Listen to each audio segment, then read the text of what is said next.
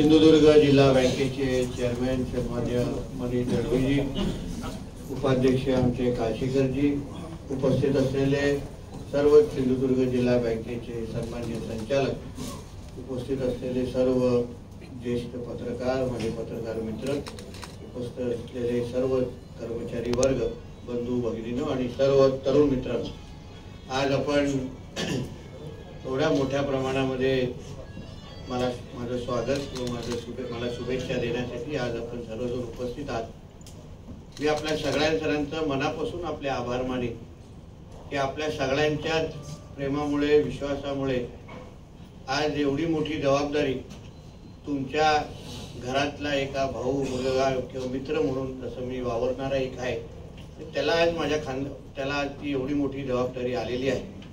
मी या निमित्ताने आपल्या सगळ्या जणांना विश्वास देईन, जास्त काय लांबलचक भाषण करणार नाही की आता 5 वर्ष मला ऐकल्याशिवाय तुम्हाला पर्याय पण नाही,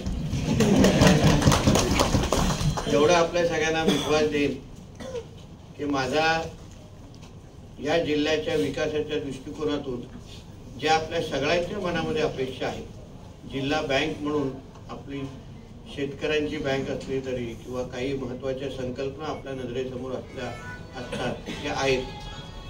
आमच्या संचालक बोर्डच्या निमित्ताने असंख्य महत्त्वाच्या विषयावर आमच्या सगळ्यांची चर्चा होते आणि तेव्हा मग आम्ही नेहमी हा प्रश्न राज्य सरकारकडे कोण सोडवणार यासाठी आमचे काही सहकारी माझ्याकडे नेहमी बघून बोलत असतात की नितेशजी आता तुम्ही त्या गोष्टी करा।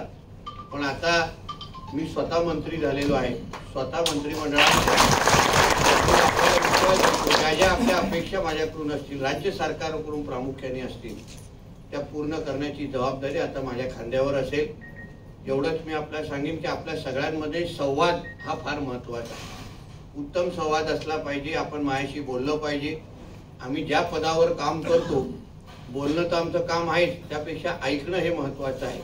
आणि आपण सगळ्या जणांनी जेवढं जास्त माझ्याशी संवाद कराल, माझ्याशी बोलाल, मी ऐकून घेईन आणि मी आपल्याला विश्वास देईन की आमचे राज्याचे प्रमुख आमचे देवेंद्रजी असतील, आमचे दोन्ही उपमुख्यमंत्री असतील आणि आमचं पूर्ण सरकार म्हणून ज्या ज्या विषयाच्या माध्यमातून आपल्याला आम्ही न्याय देऊ शकू ते निश्चित पद्धतीने आम्ही द्यायला प्रयत्न करू।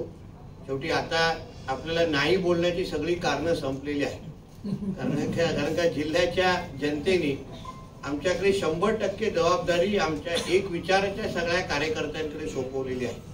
म्हणून आता पहिलं कारण देणं सोपं असतं, किंवा मी कडे वाचलं तर विरोधी पक्षामध्ये राहणं हे तसं सोपं असतं, कारण का बोंबलायलाच लागतं, दुसरं काही करायची गरज नाही। पण आता आम्ही सत्तेमध्ये आहोत, लोकप्रतिनिधी आहोत, मंत्री आहोत, सरकारच्या प्रमुखपासून सगळेचे सगळे आमचे सहकारी आहेत, केंद्र सरकार आमच्या विचाराचे आहे। म्हणून सहकार क्षेत्र असेल किंवा या शेती क्षेत्र किंवा ग्रामीण भागातल्या विकासाच्या दृष्टिकोनातून ज्या ज्या संकल्पना आपल्या नजरेसमोर आहेत त्या आपण आमच्यापर्यंत पोहोचवाव्यात। मी जिल्हा बँकचा संचालक असलो तरी या बँकेच्या विकासाच्यासाठी किंवा या बँकेला अजून ताकदीने चालवण्याच्या दृष्टिकोनातून काही जे निर्णय आमच्याकडून अपेक्षित आहेत ते निश्चित पद्धतीने घेतले जातील।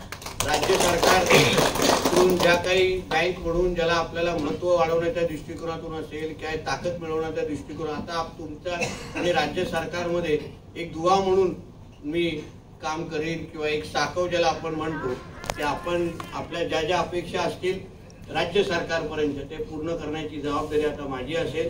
कर्मचारी वर्ग पण इथे आहे, तुमच्या काही अपेक्षा आहेत, तुम्ही तर नेहमी एक आमच्या चेअरमॅन, व्हाईस चेअरमॅन यांच्या सगळ्यांच्या संपर्कात आहातच।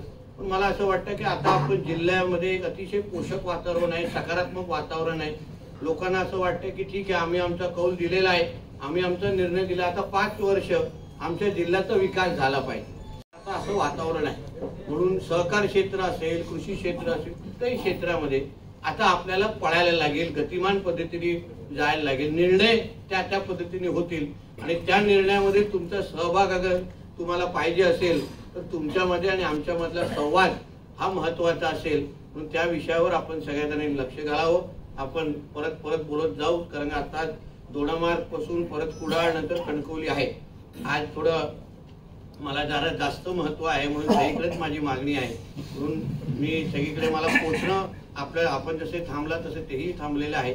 म्हणून आपल्या सगळ्यांच्या एवढ्या मोठ्या संख्येने आपण आलात, आपल्या आपल्या सगळ्यांचे मी आभार मानतो आणि परत भेटू एवढी ग्वाही देऊन इथेच थांबतो. जय हिंद.